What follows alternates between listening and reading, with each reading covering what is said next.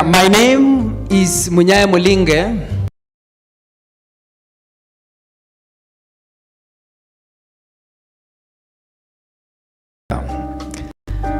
I am very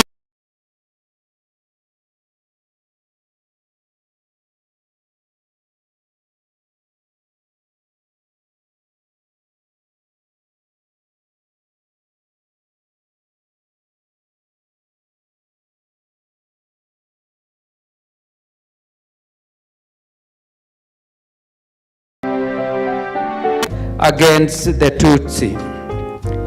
USIU is a private university in Kenya and has been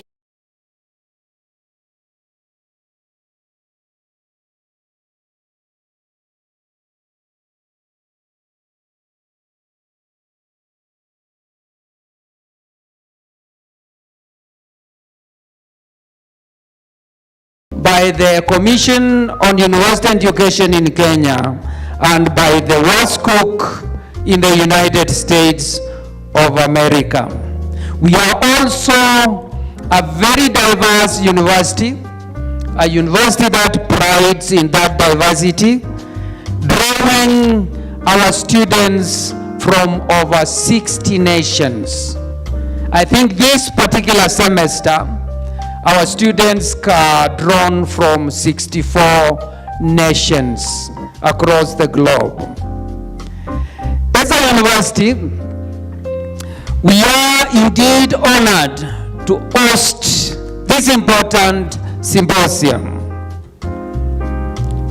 This event is testimony to the institution's commitment to fostering critical thinking and debate on global issues. What can be more global or symbolically global than the symposium, the event we are hosting today? It is our hope that today's discussions will be informative, they will be thought-provoking and productive. And now, with those few introductory remarks, it gives me great pleasure to introduce to you our Vice Chancellor, Professor Maggie Einstein. Professor Maggie Einstein is not just a proven university administrator, but also a researcher and therefore a scholar in her own right. One of the first things you learn about her when you meet is her interest and passion for Rwanda. While she has been a president of a US university, as well as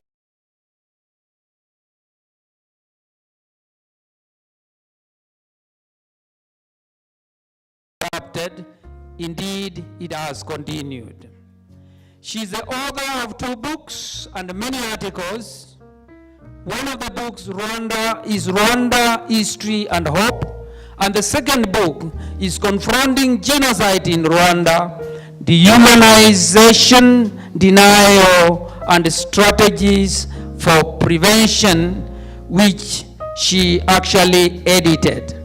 Our focus today is on how Rwanda has rebuilt since the genocide against the Tutsi in 1994, and the remarkable economic, social, and governance progress the country has made.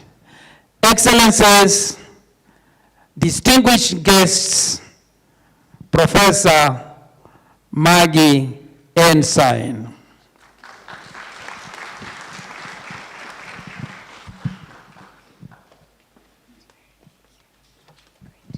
Good morning, everyone. I think we can do better than that. Good morning. Good morning. Welcome to USIU. We're so happy to have all of you. We have so many people, important people in the audience this morning, but I must say, Your Excellencies, High Commissioners and Ambassadors, in many ways, the most important people in this room are the students. The students need to understand the story, the history, the progress, the challenges. So I welcome, and you're welcome to cheer when I announce your university. Mount Kenya, are you here? Mount Kenya. Clap for yourself, come on. I think Strathmore is here, are you here? Come on, Strathmore, you can do better than that. Kenyatta University. University of Nairobi. All right, we can count on Nairobi. Catholic University. Tangaza, I hope I pronounced that correctly. And Nairobi Aviation College, if you're with us. Good morning, are you here? And of course, our students from USIU, many of who have just returned from Rwanda, please recognize yourself. There are so many ambassadors and high commissioners here, and if I butcher your name or I leave you out, I'm very sorry. I'm just going to go through this very quickly. Ambassador Hatim Lendousi from Tunisia, if you could raise your hand so we see you, you're most welcome. Ambassador Alejandra Guerra from Chile, where are you? Ambassador Luke Joseph Williams from Australia, you're most welcome. Ambassador Joyce Kasosa from Zambia. Ambassador Mohammed Ahmed Noor from Somalia. Ambassador Winpeg Moyo from Zimbabwe. Ambassador Damti Asara from Ghana. Ambassador Peter Maddens from Belgium. Ambassador Mrs. Gabrielle Martinique from Argentina.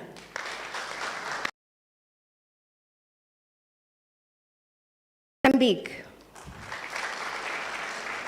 Ambassador Makina Mushari from the Kenyan mission to UNEP.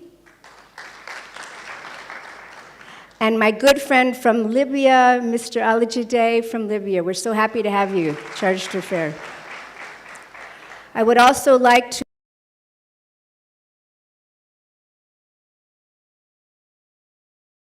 Kimulu, Mary, Ambassador, retired from UNESCO, the chairman of our board, Ms. Dr. Kevet Desai. Kevet, thank you so much. Chairman of the Board of Trustees, our very distinguished panelists who are here this morning. I look forward to their comments. Alphonse Mulefu, Frederick Goloba Mutebi, and of course, Victoria Rubadiria, our moderator. Thank you for being with us. I apologize if I left anyone out. I know we have a whole contingent of defense attaches. Raise your hands. I assured them we're very safe here at USIU. You're most welcome. Thank you for being with us. So it's an honor to begin this important symposium, Rwanda at 29 years after the genocide against the Tutsi. I have spent many of those, perhaps 25 years, trying to understand how a country rebuilds from complete devastation. So let's go back and remember what Rwanda, oh my goodness, I have forgotten the most important person, the High Commissioner from Rwanda, Dr. Richard Masezera. Please welcome him.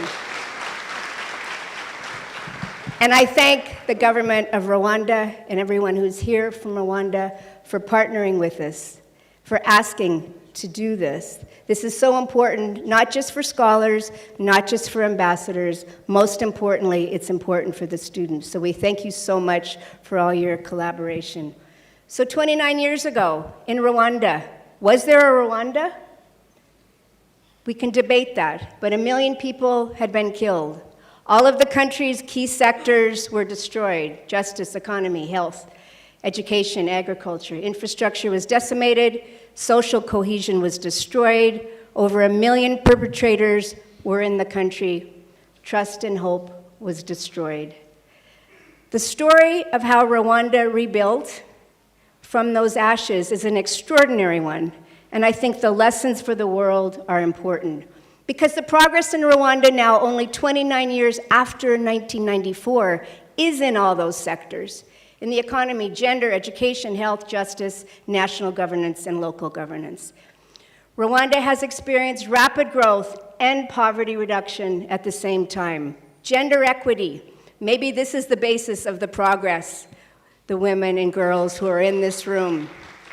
The highest proportion of women in parliament of any country in the world. It's extraordinary.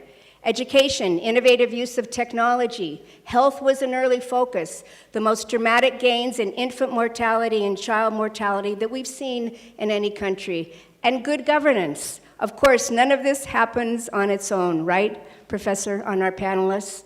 My focus has been on homegrown solutions that I think we can learn a lot from. This isn't just Professor Margi talking about progress and being excited. The World Bank, in its most recent report, said Rwanda is widely celebrated for the remarkable social, political, and economic renaissance it's experienced in the years following the genocide against the Tutsi. So where do you start? Where do you start when all of the infrastructure is destroyed, hope is gone? Rwanda went back to a homegrown solution called gacaca, roughly translated, I hope, High Commissioner, as trial in the hills. It was an extraordinary experiment in reconciliation. As Zach Kaufman, an expert in international law, has said, actually, it probably is the greatest experiment in reconciliation we've seen. Why? The government of Rwanda said it would take 200 years to complete regular trials of the genocide-related detainees. And so this is why. Look at the number of judges before 1994 and after. Who would have held those regular trials? Judges, prosecutors, and support staff had been killed. So what did Rwanda do? Rwanda elected 260,000 judges from people of integrity in elections who were in charge of those trials, the trials of the genocide perpetrator, perhaps the largest experiment in popular justice in modern history. And here's a picture of what gacaca looked like. It was held over a 10-year period. Ordinary people elected to hear and judge on the most horrendous crimes. I had the honor of attending with a good friend who had lost all of his family. And I sat through that day of a trial and heard what no one should ever hear. But at the end of it, I said to Bonaventure, when the perpetrator of the family's deaths was found guilty, but there's no death penalty in Rwanda, he was put back in prison. And I said, Bonaventure, how do you feel after this day? And to my great surprise, he said, I feel free now. I feel at peace. I feel there was justice and reconciliation. I think that was the beginning of Rwanda's rebuilding. It lasted for 10 years. Over 1 million people were found guilty, the most comprehensive post-conflict justice program attempted in the world. So the foundation was laid for hope and trust. But then even harder work began. How do you rebuild a country? Any transformation, ambassadors, leaders in this room know you have to have a vision, you have to have a path, a plan for implementing the vision, and you have to make sure people are held accountable, a method for monitoring progress. Very quickly, I hope you can see this, Rwanda decided, as I said, to focus on health. Just look at infant and child mortality rates there. The blue and the green from 2000 to 2010, very rapid declines in deaths of children under 1. Look at the red. The red is my country.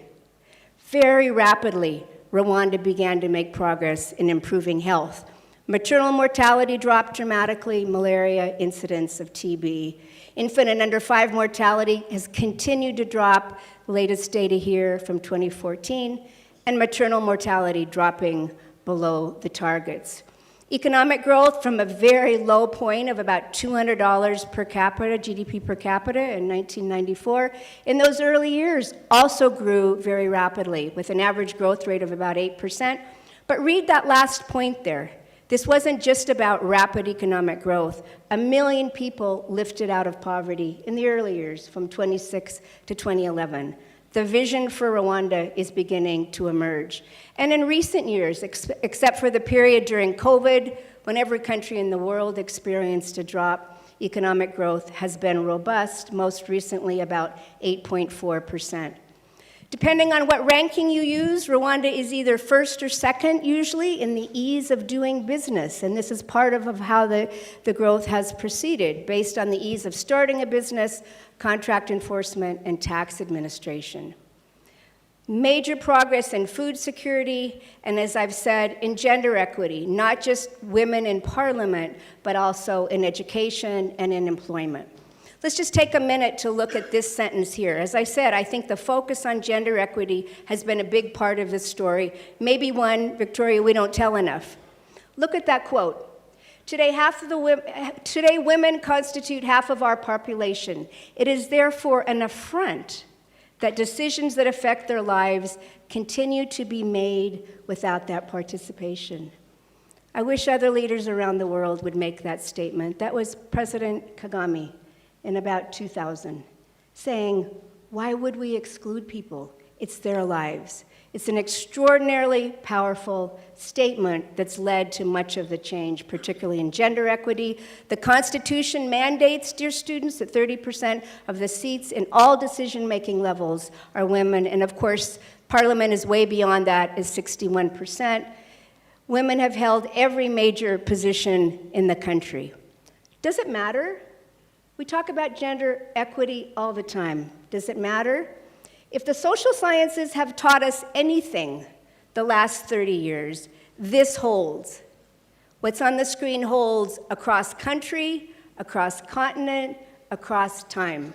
When girls and women are educated and have access to employment, you see those reductions I talked about in fertility and infant and child mortality and HIV prevalence. You see improvements in economic growth, and according to some recent World Bank studies, you see reduced corruption. It's the right thing to do, and it's an important development strategy. So I said, transformation requires a vision, a plan, and a method for monitoring. The vision started at the beginning with economic development and poverty reduction strategies, Vision 2020, now Vision 2030 and 50, national strategies for transformation. But we all do visions, don't we?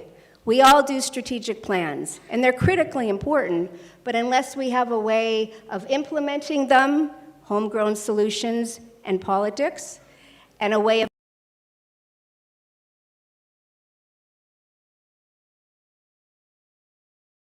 tone. In general, our country has been badly governed during most of the last century. Both the colonial and post-colonial regimes ruled Rwanda on the basis of prejudice. Rwanda is poor, and until recently, we were divided. But Vision 2020, of course, we're beyond that, but these are the original sentiments, expresses the aim of attaining the per capita income of a middle-income country in an equitable way, and doing this without discrimination between citizens. So here's Rwanda's focus on this slide. At the core of our development process will be what constitutes Rwanda's principal assets, its people, not oil, not a natural resource, but people. Human resources will be improved so that Rwanda can become a knowledge-based economy. It's on its way. We will encourage science and technology education and ICT skills. Again, a vision. But then Rwanda did something I think very interesting. They said, let's go back to our past. Let's build on what we've done before, these homegrown solutions. There are many. I think one of the most important that has led to this progress is Imihigo, contract and performance-based governance. If I understand the history correctly, Your Excellency, Imihigo used to be a competition in the early time. But this competition was adapted to be a contract and performance management system to ensure accountability. I was privileged to be in the country when the first Imihigos were presented, and I will never forget that. The mayors from the district stood up. They presented an Imihigo, what they've committed to do for their citizens. There was a red light, a green light, and a yellow light. You didn't want to get a red light, because if you got two, you weren't going to have your job after very long. And I sat there thinking, this is extraordinary. What a way to keep leaders accountable. And they began with, in the early years, social mapping. Poor people in districts literally defining what assets they have and then defining their needs.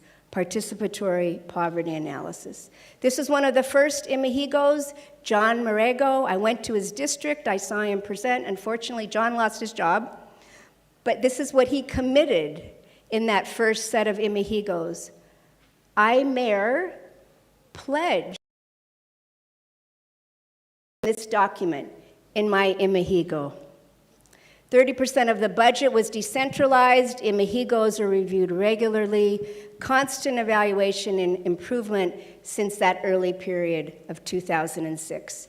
Here's some of the questions that a political leader has to ask before he or she does their Imahigo. Will it create jobs? What impact on the local population? And am I connected to those targets? In the early years, it was only applied at the district level, but now, as I understand, it's everywhere. All 30 districts, the city, 19 ministries, and 3 boards. This is what some of the guidelines look like for an Imahigo. And as I said, actually holding leaders accountable, saying you will lose your job if you don't reach the objectives that you've committed to achieve with your population.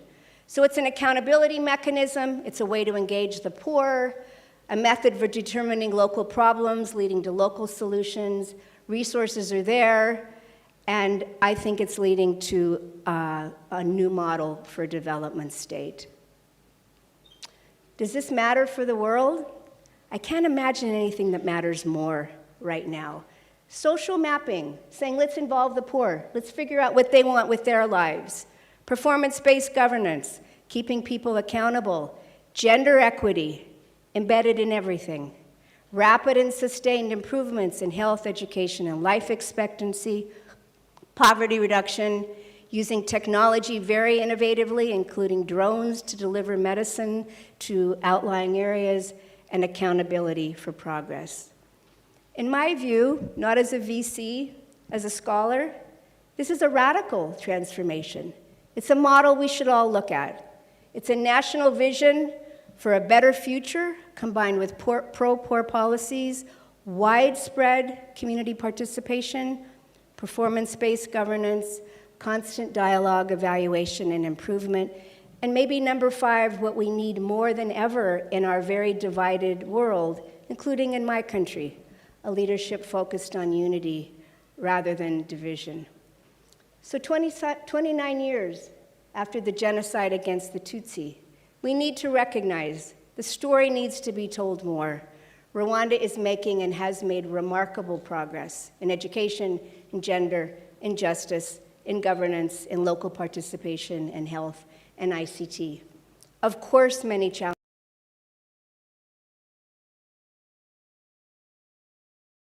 In poverty and income.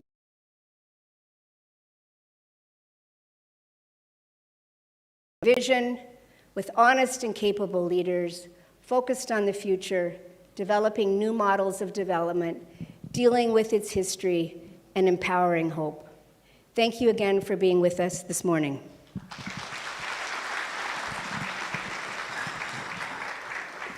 Thank you very much, Prof.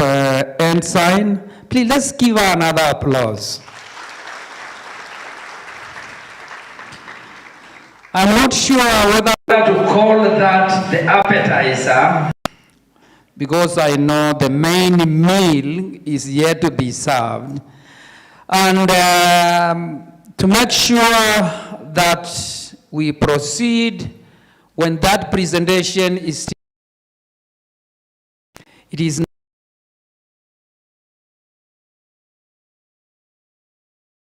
moderator.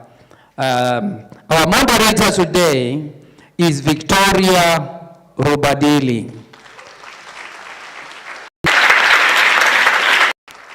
Just from that club alone, I don't think she needs introduction.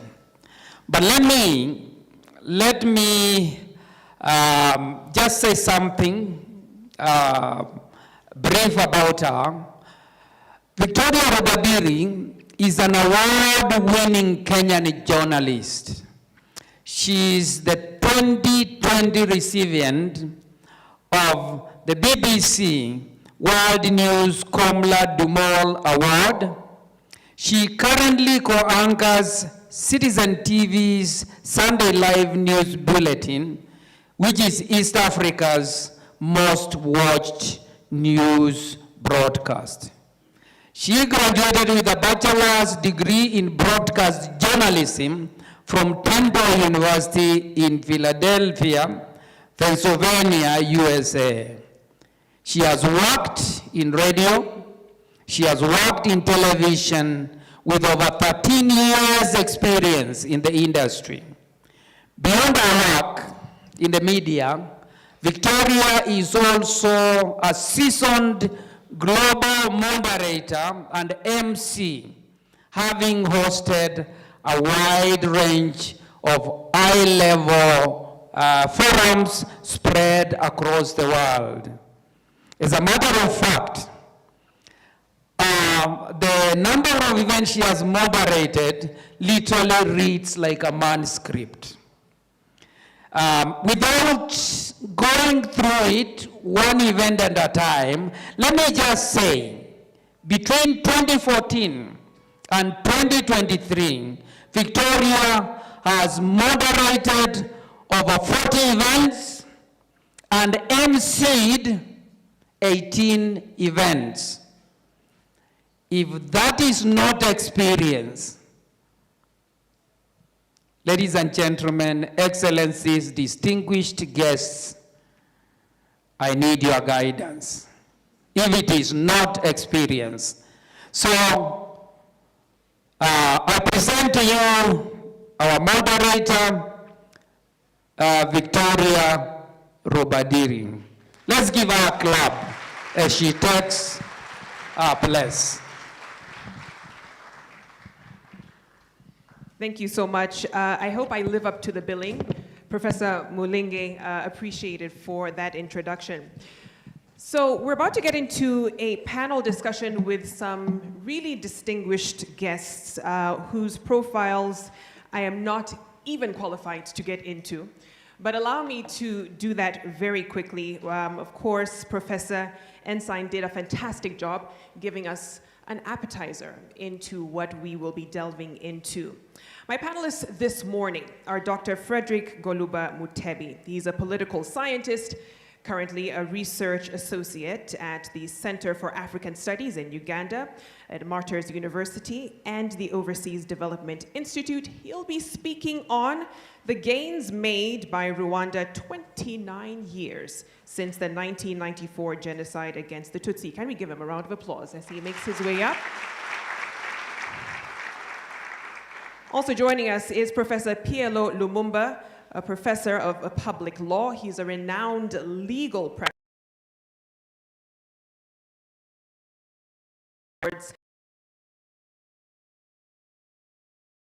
He currently practices law with Lumumba and Lumumba Advocates. He'll be speaking on the role of governance in the prevention of genocide and mass atrocities. A hearty round of applause for Professor Lumumba. Last and certainly not least, Dr. Mulefu, who is a senior lecturer at the School of Law and acting principal of the College of Arts and Social Sciences at the University of Rwanda. He is also the chair of the Politics and Governance Commission of Pan-African Movement, the Rwandan chapter. He's an author, as well as a regular commentator and blogger on legal and international affairs. He'll be speaking on the responsibility of states in the 1948 Genocide Convention. A round of applause for him. Gentlemen, please join me as we begin this discussion. So we agreed on how to do this because a majority of our audience are young people. And it is safe to say that many of you were probably not born in 1994, save the diplomatic corps and the VC and the DVC. Was anyone born before 1994 in the university population? I figured as much. So we're going to have a session where each of the panelists will take us through a brief context from their subject matters, about 10 to 15 minutes each, after which we'll go into a brief discussion and then open up to a few questions and reflections from those of you joining us this morning. So I think it would be best to begin with Dr. Mulefu, being that this is home, Rwanda. And what led to the 1994 genocide against the Tutsi? Why did it happen at all? The floor is yours.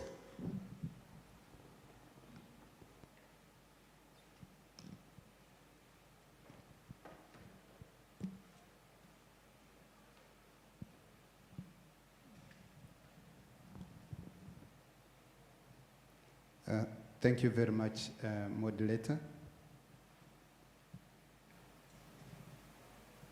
I have been asked to speak about the responsibility of states in the 1948 Genocide Convention.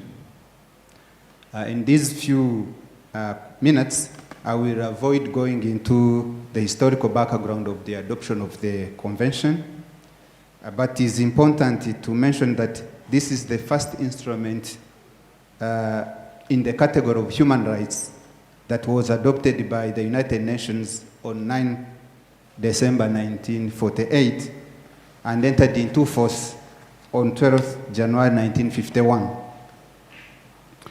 It is during the same period that the Universal Declaration for Human Rights was adopted on 10th December 1948.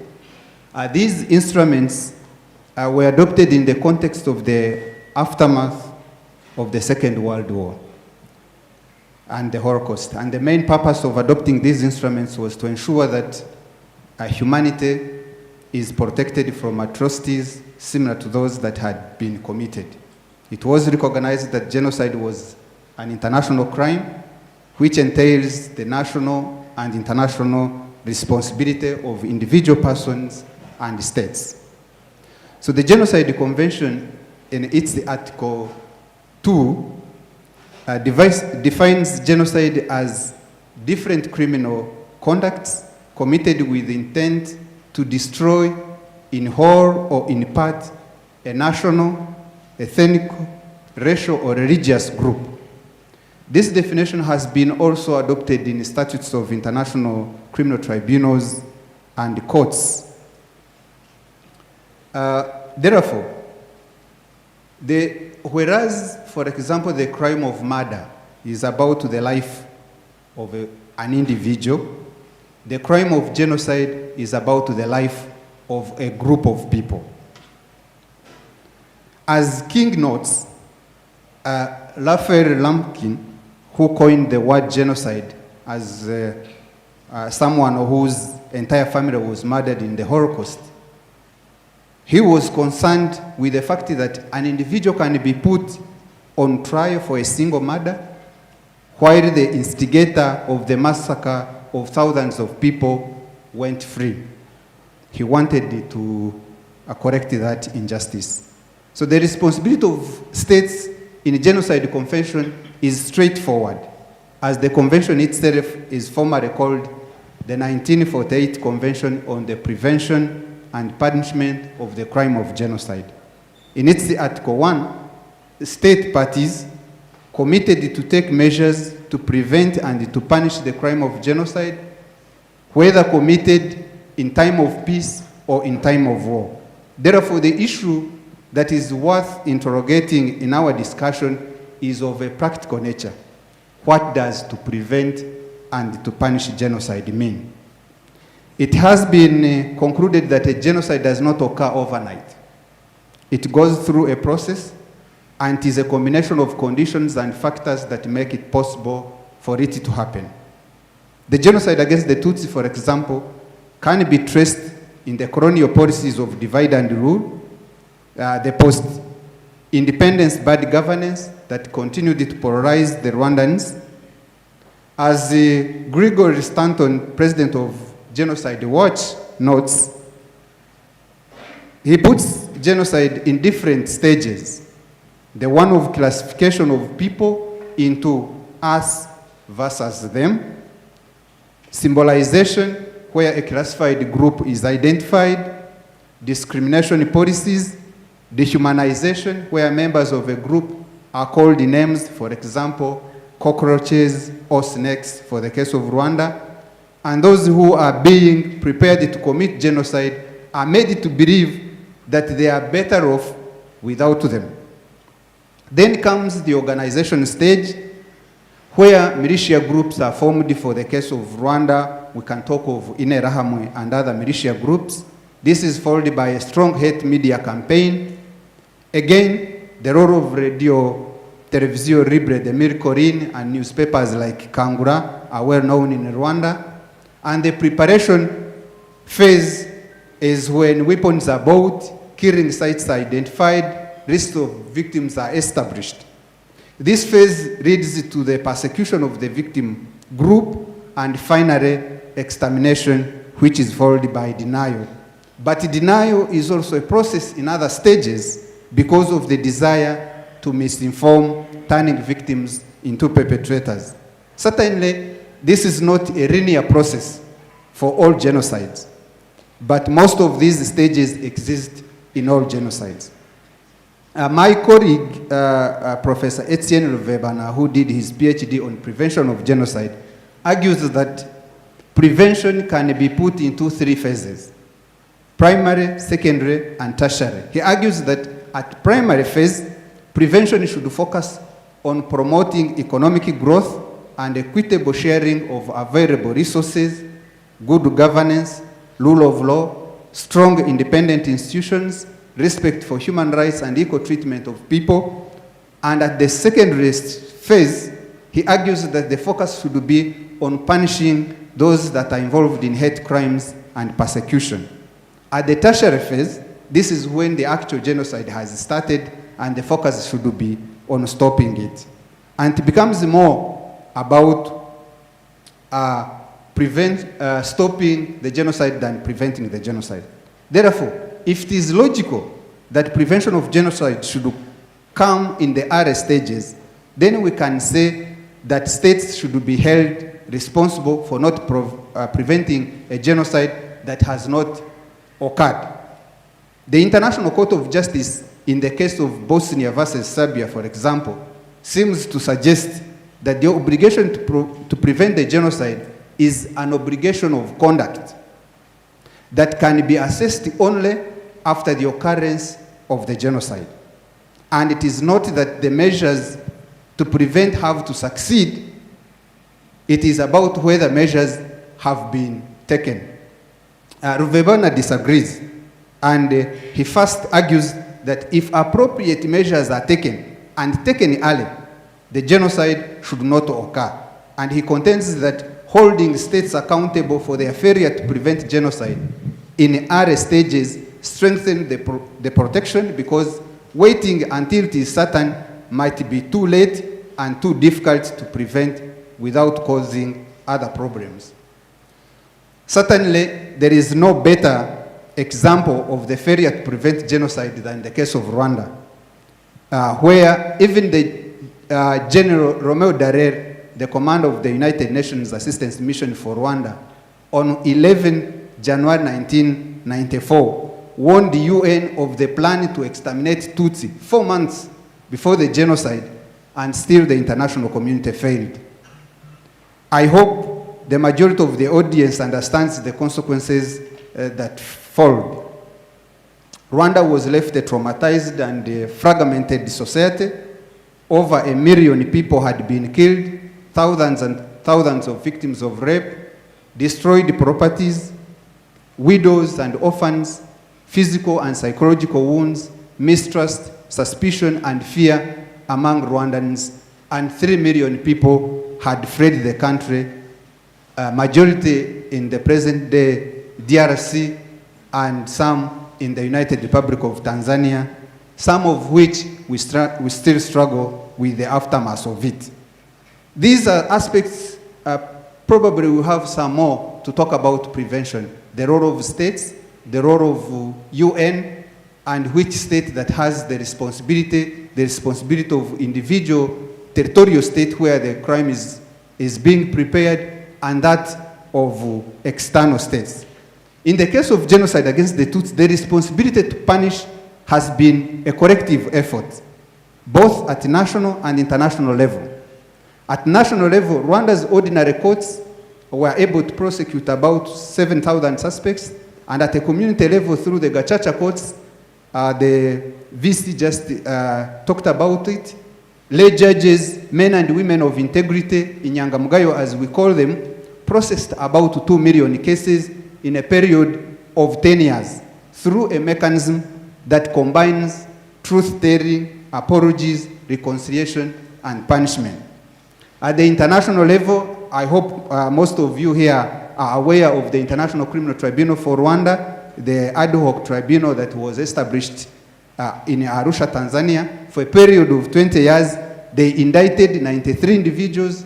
Among them, 62 were convicted, 14 were acquitted, 2 had the indictment withdrawn, and 4 died before judgment, and 10 cases were transferred to national courts, 2 to France, 8 to Rwanda. Among them, 4 are still at large, and at the residual mechanism, there is still an ongoing case, even if it is on hold because of the poor health of the suspect.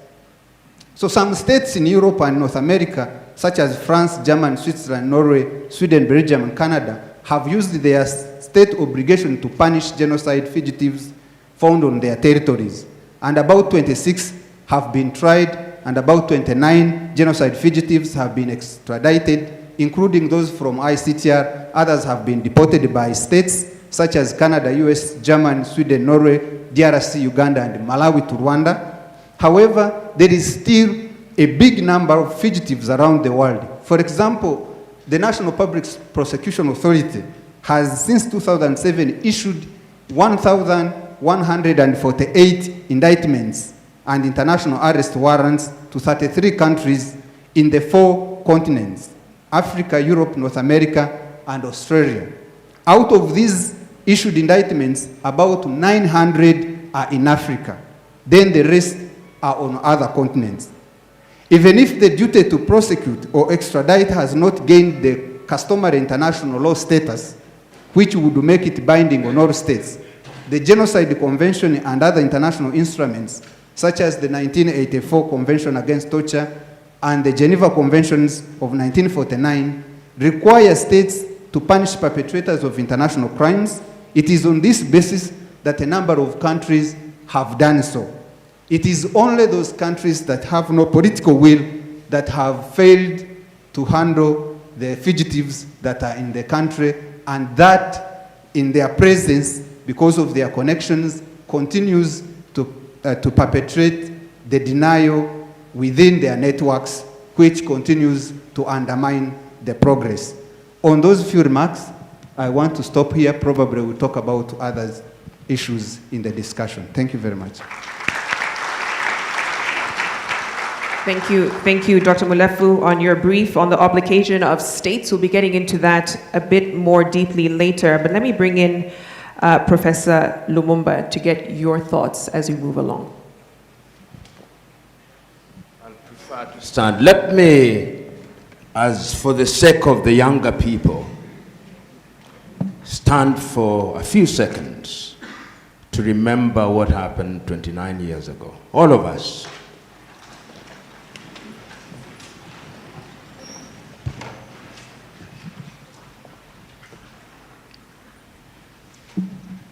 And just reflect when 1 million people are dead.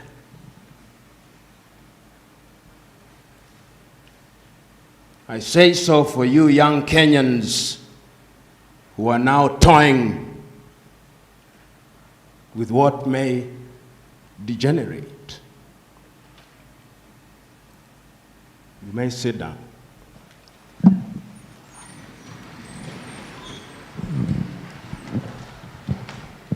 Many of you are young. In 1994, you have already been told for 100 days between the month of April and the month of July, 1 million people were killed and the world was silent. All institutions were silent. They only came back to help when the help was no longer needed. When the dead were dead, the raped were raped, property was destroyed. we are gathered here 29 years later to ask ourselves, on the basis of the question that has been posed to me, what is the role of governance in preventing genocide? And let me tell you, genocide is never too far from us in the post-colonial African state.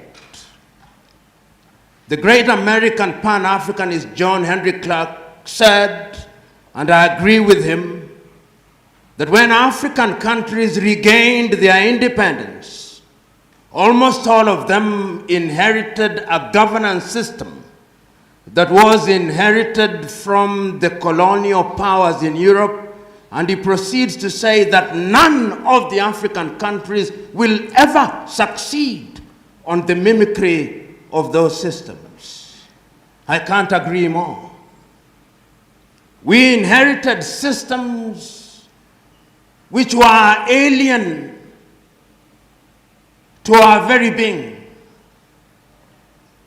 Your typical European states were monoethnic states. Belgium has two major nations, but they are never at ease. England, three nations, they are never at ease. Those at ease are the monoethnicities of Denmark or Norway or Finland. And I say this because your typical African state is multi-nation states. Nigeria, over 200 nations together. Kenya, over 46, Tanzania, 126. Having a governance system that creates an environment where the centrifugal forces are not allowed to fester is an art in governance which we must ask ourselves what can be done about it. Today, many African countries are governing or are grappling with a concept called democracy. And what is this thing called democracy? Europe and America have succeeded in persuading us, particularly those of us who have gone to school, Western education largely, that democracy means multi-parties, that we must have things called political parties, which in many African countries are formed on the basis of ethnicities. They have succeeded in persuading us that we must have periodic elections, where, as we say, the winner takes it all. And we have them. And when we have held those elections, the nations are under threat. If they are not under threat in Ethiopia, they are so in Kenya or Uganda or Tanzania or Nigeria, many countries. And I'm submitting to this august audience that governance has everything to do with creating an environment which irrigates. Those who know, particularly you younger ones, may not know that the situation in Rwanda which led to the genocide was one that was capable of prediction. That it was clear that a critical, significant minority of the Rwandese community felt excluded. So you could hold many elections, declare many winners, but resident in their hearts and minds was dissatisfaction. What you needed was a trigger and an enabler.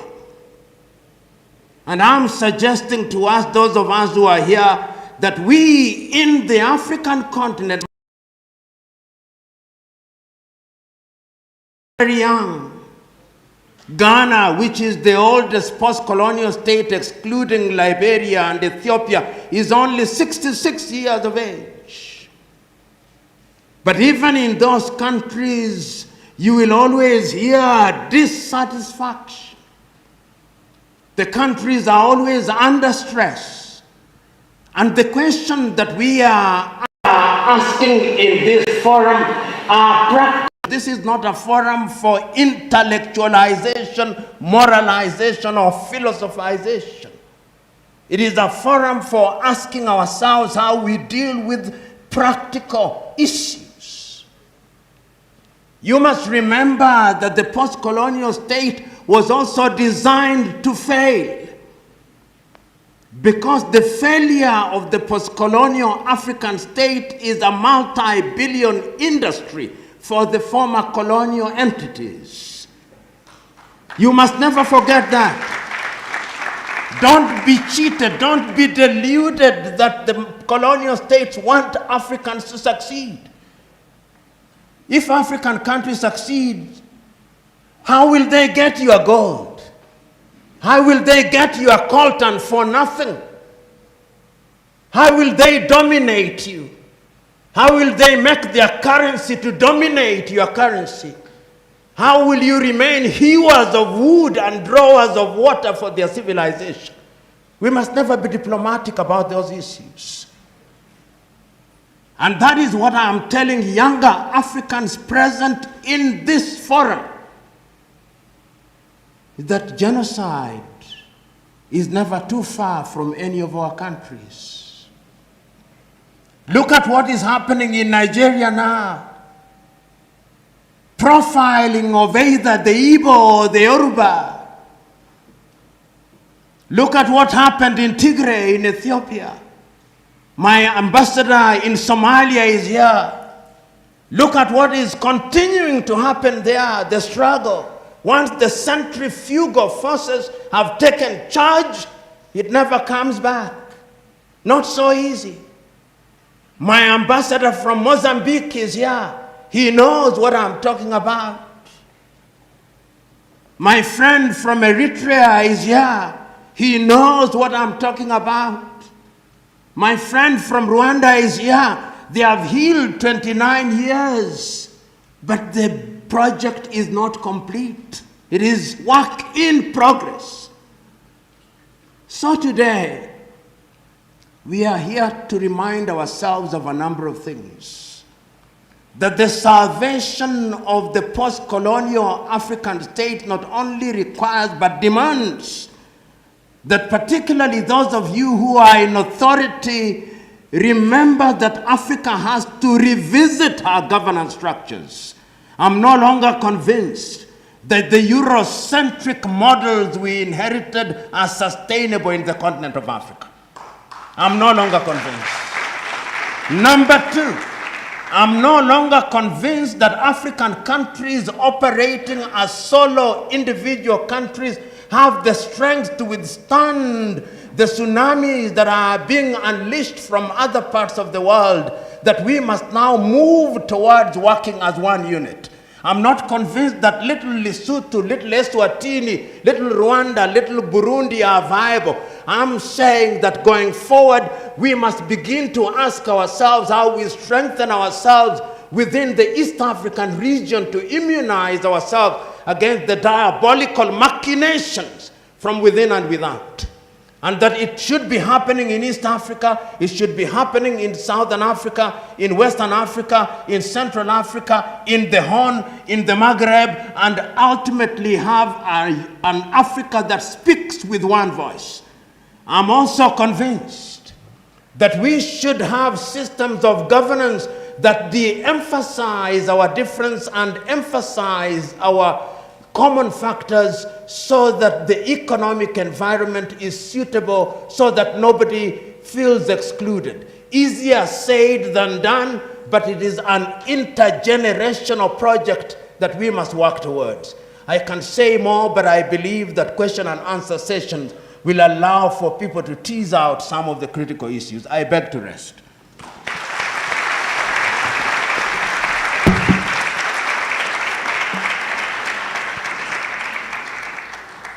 Hard to follow, Professor Lumumba, but that was fantastic. A lot to mine from there.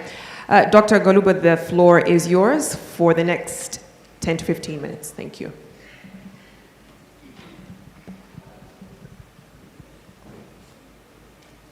Thank you very much, Victoria.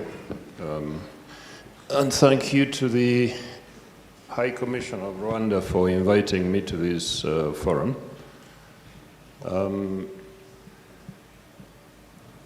It's a bit a tough act to follow, following on from Professor Ensign and Professor Lumumba and my friend Alphonse. But today, and both Professor Ensign and Professor Lumumba have helped me in giving me things to hold on. Now, Professor Ensign showed very clearly the gains that Rwanda has made across a whole range of domains: health, education, infrastructure, and others. I think that it's fitting for us to ask ourselves, how has Rwanda managed to do these things? Only 29 years after the country was virtually destroyed. What are the key factors that would explain what has happened? Now, that's what I want to talk about. And I would like to cover a much neglected area, or an area that is seriously misunderstood or deliberately distorted as far as I'm concerned. Now, the other thing that I would like to hold on is Professor Lumumba's assertion that we actually need to rethink, we Africans need to rethink the way we organize ourselves politically. The systems we inherited, it's becoming increasingly clear and not fit for purpose. And I think that in many ways, post-genocide Rwanda is a clear demonstration of this. If we go back a little bit into history, the ground for post-genocide Rwanda actually started to be prepared way back in 1959, when Rwanda experienced the first genocide. Now, we like talking about 1994. We forget that 1994 was a repeat of mass killings in Rwanda that had happened on a smaller scale. This was on a much bigger scale. But mass killings of Tutsis began in 1959. And that is when mass movement of Rwandans began, Rwandans fleeing into Uganda, into Congo, into Burundi, into Tanzania, into Kenya. Now, President Kagame himself, who has been leading the post-genocide Rwanda, left Rwanda in 1959 as a 4-year-old with his parents, fleeing from mass killings. Now, these were repeated in 1962, 1973. Now, the people who have reconstructed Rwanda lived in exile for 30 years and then went back in 1994. But what actually happened in Rwanda over that period of 30 years? What happened is we had single-party rule where every Rwandan belonged to one political party by state fiat. It was compulsory to be a member of the ruling party at the time.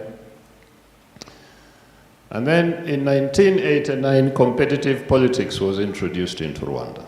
This is the era when Africa was now being required to democratize and embrace competitive multi-party politics. Now, we normally convince ourselves that multi-party politics or multi-party competition is good because it's democracy and it leads to the election or selection of people to lead countries. But do elections actually give us the best people to lead us? Do elections always produce good results in terms of quality of government? And I think that people who have been in Kenya in the last week have been witnessing disruptions in this country that stem from the election we had recently. We had elections in Uganda in 2021, and we are still reeling from the tensions and the violence those elections produced. Uganda is now a very highly divided society, and I can mention many other countries. So, competitive politics in Africa, the reality tells us, can be dangerous and disruptive and damaging, depending on how it is managed. And in most cases, competitive politics produces disruptions and divisions, it entrenches divisions. After 1994, or after the civil war and the genocide in Rwanda, the government that took over power in that country decided that they were going to move away from this conventional way of thinking or organizing politics, thinking about or organizing politics. So what has actually happened in post-genocide Rwanda in terms of political organization?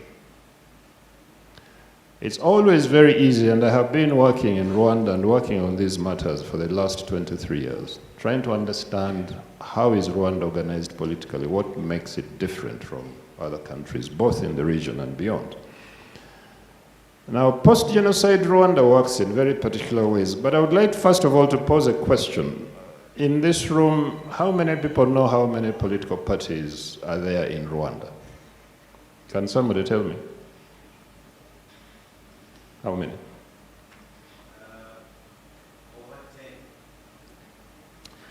Okay, there are 11.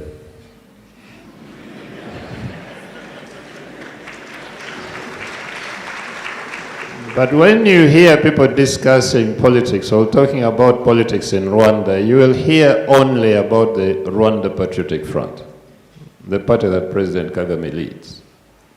But actually, the fact is there are 11 political parties in Rwanda. All these parties are represented in parliament. But 9 out of the 11 parties are represented in the government. Now, this is a little known fact about Rwanda, that Rwanda has a government of national unity. And that elections in Rwanda are not of the conventional type, the usual conventional model of competitive politics. Now, the representation of 9 political parties in government, and each of those parties has a cabinet minister, does tell me one thing, and I think it should tell us one thing, that it has helped Rwanda stabilize. It has introduced a very important element in Rwanda, which is stability and peace. But more importantly, inclusion. Now, if Rwanda has been stable and peaceful over the last 29 years, it is because of the inclusion, about which we rarely hear. When we hear about Rwanda, we hear Kagame, dictator, intolerance to opposition, killing opponents, and so on and so forth. But actually, that's, to some extent, there are elements of truth in what you hear about Rwanda. But actually, the actual story, the actual secret to Rwanda's post-genocide success is inclusion. When the RPF came to power in 1994, the first thing they did was to invite potential opponents. And these were political parties they found in the country for talks to discuss how they could collectively work together to reconstruct the country. So they established a government of national unity very early on in 1994. We hear very little about this. Now, Rwanda then went through a process of consensus building in 1999. Now, that process involved so many different actors in the country, churches, NGOs, people who had been in power prior to 1994, who hadn't committed or organized the genocide. Now, that led to the framing and enactment of the 2003 Constitution. What are the features of this Constitution? The key feature is power sharing and responsibility sharing. And this explains the 9 parties in government. Now, the other one is proportional representation. It's very rare that we will have an election in Rwanda that is won by one party that takes everything, dominates government, and locks everyone outside.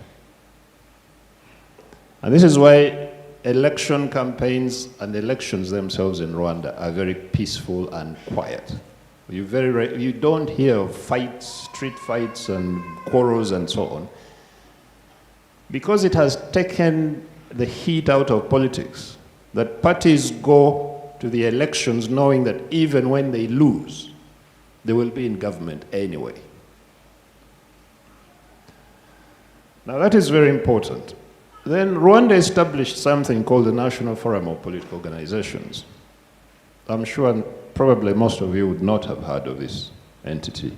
Now the National Forum of Political Organizations brings all the political parties together outside of parliament. Now most of the important decisions in Rwanda are first discussed in this forum among all the parties. Now, each of the 11 parties, however big or small, is represented by 4 people in this forum. So decision-making is by consensus. So when you hear that Rwanda doesn't have a death penalty, that discussion began in this forum.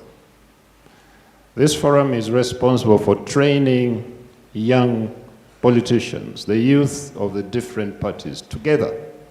Now, this forum plays a very, very important role of building consensus, of getting politicians to be familiarized with each other and to work together.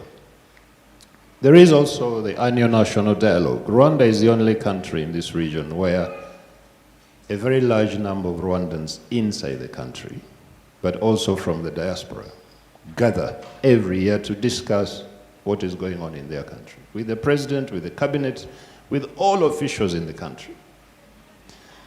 So this inclusion, in my opinion, is what explains everything that you saw Professor Ensign showing in her slides. Because what we have in Rwanda is consensus, it's working together, and there is very, very... So I wanted to put this on the table just to introduce this element of politics in Rwanda about which you're never told, about which you know very little. Thank you very much. Thank you so much, Dr. Goluba. Let me come to Dr. Mulefu, and we have about 30 minutes to go. So we'll just do about 2 rounds of questions and then move on to the audience and plenary segment. You talked about the areas of responsibility for various states, and I want to look at prevention. You mentioned 3 phases, the primary, secondary, and tertiary. And you asked a question, what does prevention actually mean? When you look at the Rwanda case, for instance, you said genocides don't happen overnight. It takes time, it's progressive. What was missed when we look at the prevention element with regard to the 1994 genocide against the Tutsis?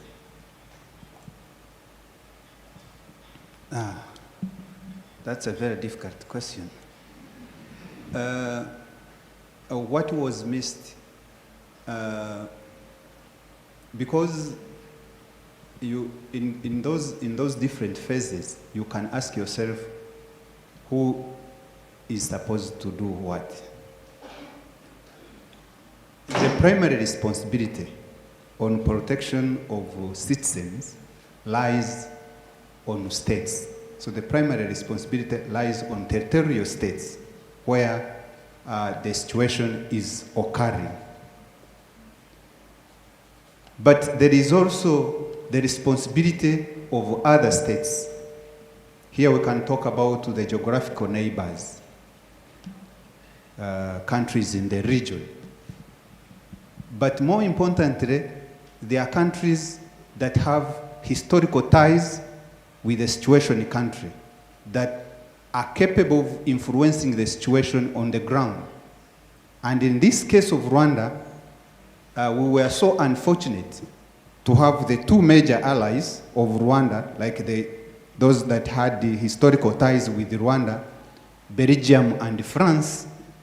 Belgium first, of course, when the civil war started in 90, Belgium, France, and then Zaire, they sent soldiers to support the then government, but at some point they withdrew, and then Belgium sent the peacekeepers. And when those who were preparing the genocide wanted to start it, they attacked the Belgian contingent. That was the prime minister then, who was I hate to say the word moderate Hutu, but who was in the government but against the genocide plan. She was killed together with 10 Belgian soldiers. And immediately, Belgium influenced the UN to take a decision to, instead of increasing the capacity of the peacekeepers and change the mandate, which Romeo Dallaire had requested 4 months, as I said, before the genocide, it was withdrawn. So they are left a few soldiers, I think Ghanaians and Senegalese, who were not very well equipped and not capable to stop the genocide. And you understand, and I think the role of France and how it was very much involved in the genocide and in the free of those who were committing the genocide into the DRC and what followed next. So I would say, one, as I said, there is political will that was lacking, but there was also systematic disinformation. And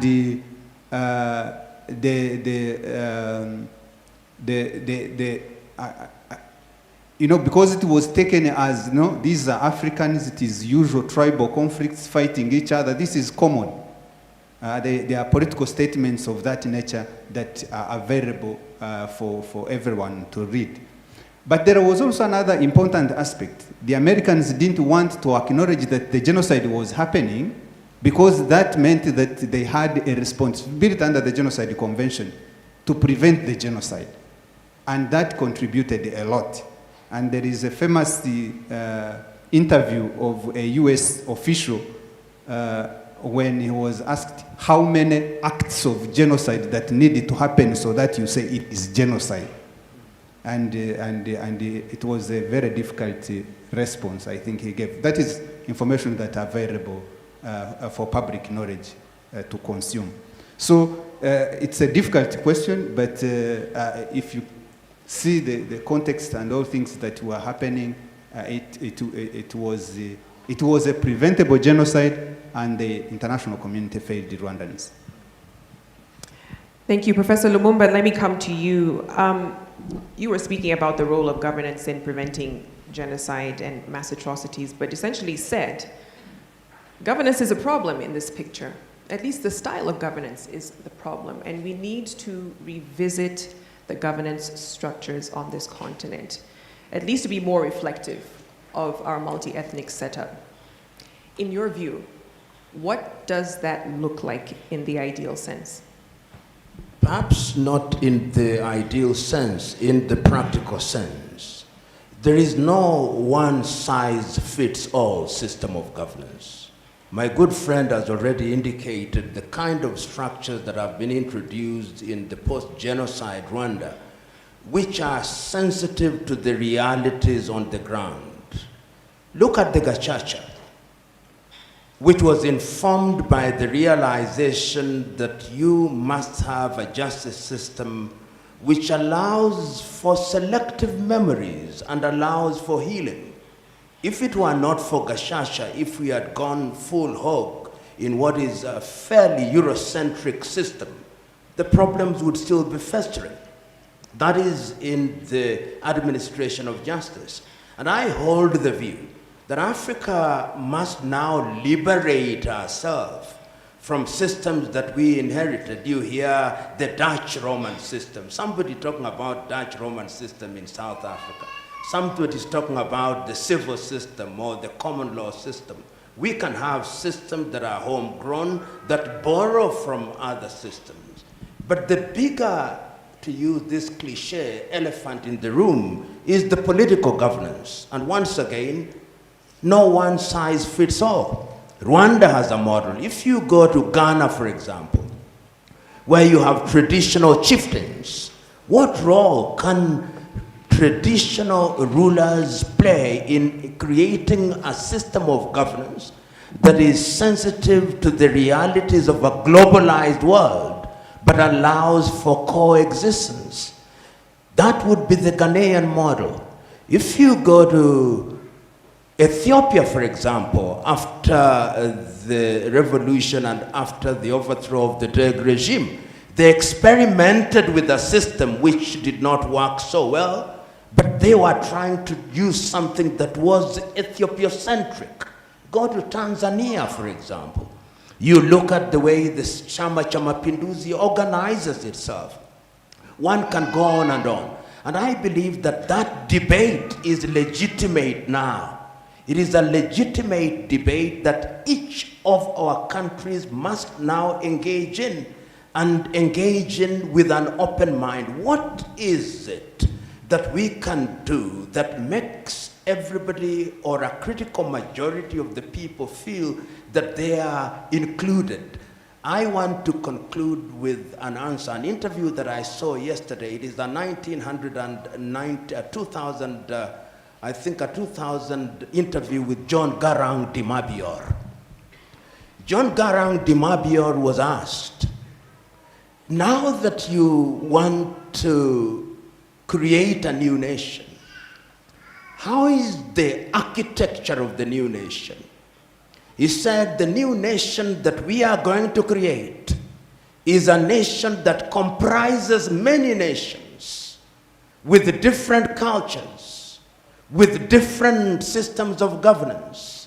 That new nation must borrow from all these nations, and having borrowed from those nations, must find a system which is hybrid, which emphasizes the following things: equity, respect for human lives, distribution of all our resources, and lastly, that nation must recognize that the strength of the governance comes from the people. And if the people are weak, the government will be weak. And I find great wisdom in those words of John Garang Dimabior. Thank you. Thank you, Professor. Dr. Gulubai, I wanted to have a follow-up to the picture you painted of the political arena in Rwanda. The ever-present fault line of ethnicity runs through not just Rwanda, but Africa.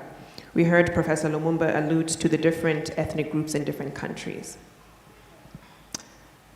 But can you say definitively that the consensus building, the power sharing that is strong features in Rwandan politics have really dissolved that ethnic fault line in Rwanda?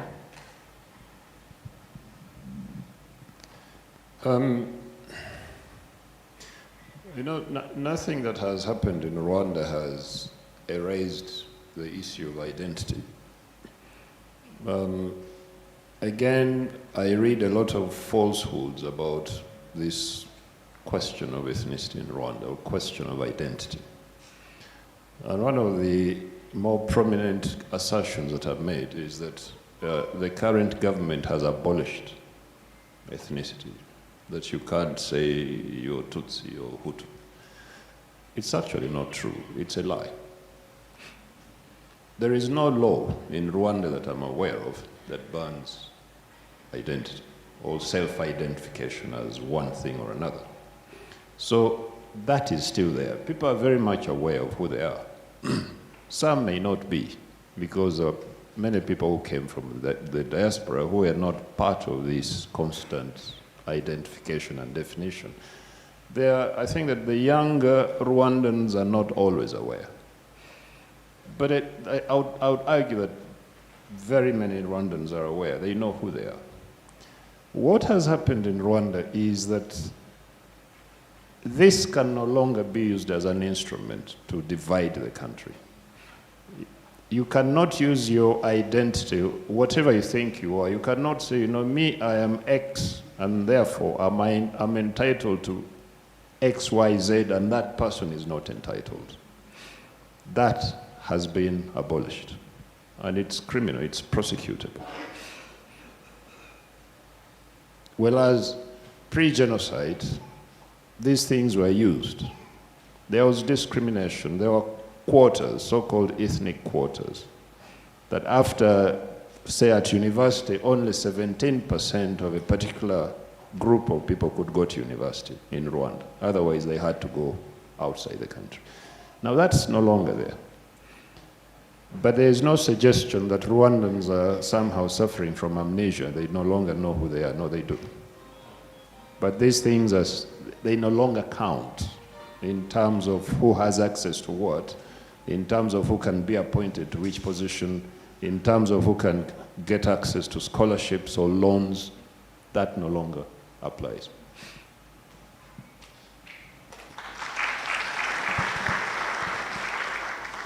I believe in the interest of time, we'll open up to plenary. We have about 20 minutes to go. So if there's any questions, reflections from the student population, I think we'll start with you. We should have a roving mic in the room. I can see some hands up. Please give your name and the school that you are representing as you ask your question and who you're fielding it to. We'll come to you.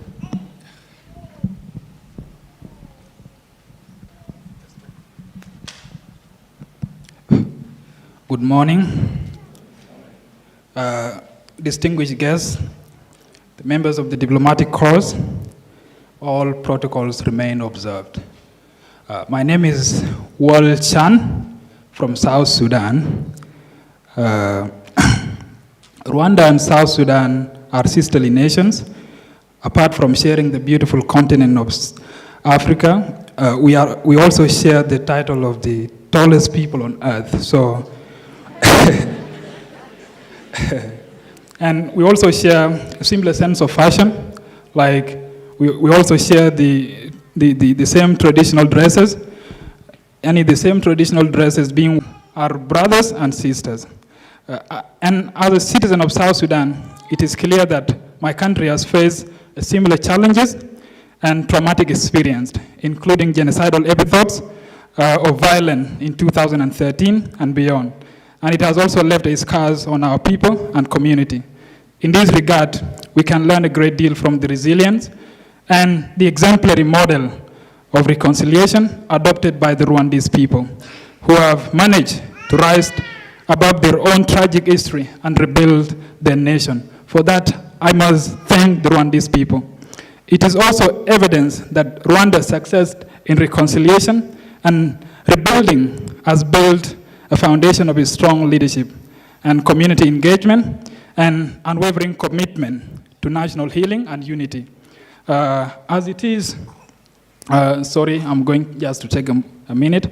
It is important for South Sudan to explore and understand the specific strategies and policy that the Rwanda has implemented in the reconciliation process. By doing so, we can identify a practical step that we can take as a country to promote unity and reconciliation and national development. So I only have two questions. The first question, I would direct it to Professor PLO. How did Rwanda government and its civil population engage in reconciliation process, and what lesson can my country, South Sudan, learn from these approaches? And the other question I would direct to one of the panel members. How did Rwanda address the root causes of the genocidal episodes, and how can South Sudan take a similar approach in addressing its own challenges? Thank you very much. Thank you. Future envoy for South Sudan. That was a really good introduction. Let's come to this side of the room. There were two hands up.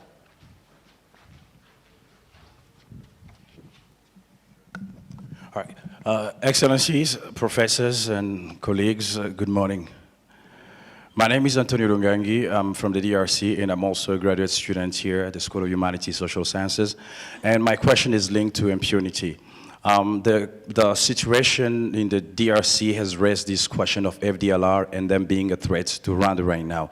Historically speaking, between 1998 to 2003, Rwanda controlled Eastern DRC, the region where the FDLR were operating from. So how would you, any member of the panel can actually answer this question, how do you explain the failure of the Rwandan Patriotic Front in neutralizing them within that period and even beyond, because Joseph Kabila had some connection and some dealings with Kigali on that same question.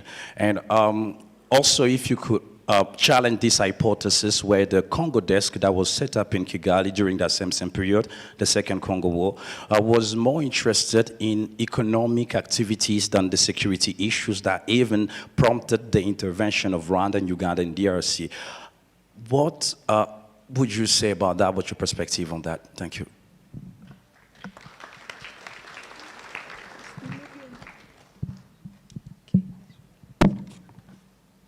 Your Excellencies, professors, fellow students, all protocols observed. Good morning. My name is Chelsea Asabe. I'm from here at USIU. I'm also a student at School of Humanities and Social Sciences.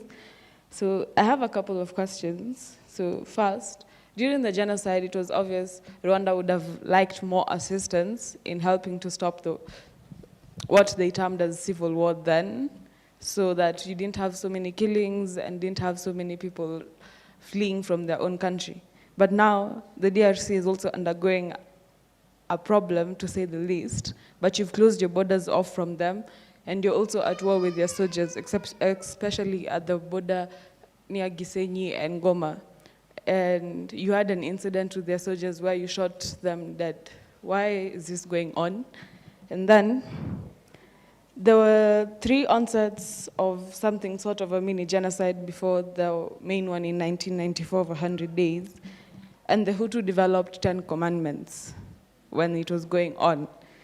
So in the light of prevention, is it that the Akazu, which you call the Hutu elite, had so much control of the country that you were unable to follow these steps? Or was it just ignorance? Then, now, France is prosecuting Rwandese genocidaires, financiers, the people who are responsible, instigating, whether it was from media, in the government itself, or buying them whatever they needed to do the genocide. But instead of having these people come home and facing justice from where they did it on home soil, you're allowing them to prosecute them and jail them from there, such as Mr. I don't know how to pronounce his name properly, I apologize. Laurent Boussia Baruta, he was jailed last year for 20 years, but in France. Why not have him come home and face your own courts? And then lastly, you spoke again of prevention, and step 2 is punishment. But in 1990, when the Interahamwe was established, nothing was done, and 700,000 people fled. So why did this happen? Thank you. Thank you. Very weighty questions, many of them directed to the Rwandan government. But I'll see what the panel can actually respond to. Prof. PLO, there was one from the gentleman from South Sudan he wanted you to respond to, so we'll have you go first. Everything rests on leadership. I listened to Paul Kagame, President Kagame, very keenly, and I visit Rwanda at least twice a year. And what I see is a leadership that is focused, a leadership that knows what ought to be done, a leader that has clarity, a leader that has conviction. History has demonstrated that leadership is critical. And such leadership must be a leadership that is capable of bringing people together. You are a student of history. I want you to watch the surrender of the Biafrans in 1967 and the speech delivered by Yakubu Gowon after the Civil War. These were his words. He said, brothers, we've been away for too long. I'm happy that you are back. And the commentator, Professor Ali Mazrui, says, in circumstances such as these, the victors must not gloat, and the vanquished must not be humiliated. Memories must be selective, but justice must also be administered. I believe that that is what has happened in Rwanda. It is only 29 years. What one wants to see is that that becomes a culture where there is convicted leadership in one direction, because the followers will always look at what the leadership is doing. And if you have good leadership, then you'd have good followership. That is the law of politics as I see it. So in a one short sentence answer to your question, selfless leadership. Thank you, Professor. There was a question from Anthony from DRC on impunity and the ongoing conflict in Eastern DRC. Do you want to take that, Dr. Malefu? Let me attempt.